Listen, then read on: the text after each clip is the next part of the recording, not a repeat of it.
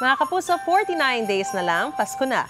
Ramdam na nga ang Christmas vibes dahil sa mga paandar sa ilang lalawigan. Nagmistulang Christmas Village ang paligid ng Lipa City Hall sa Batangas sa kanilang mga dekorasyon. Inilawan na ang mahigit 20 talampakang Christmas tree. Pinalibutan din ito ng Christmas icons at naglalakihang mga regalo. Perfect for Instagram din ang Garden of Lights na tadtad ng makukulay na flower decorations. Christmas in the neighborhood naman ang tema ng isang mall sa San Fernando, Pampanga. Ang main attraction doon ay ang 30 talampakang Christmas tree na may red and gold decorations. Meron ding Santa seat na patok sa mga mahilig mag-selfie o groovy.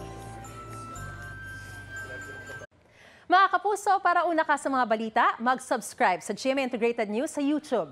Sa mga kapuso abroad, subaybayan niyo po kami sa GMA Pinoy TV at sa www.gmanews.tv.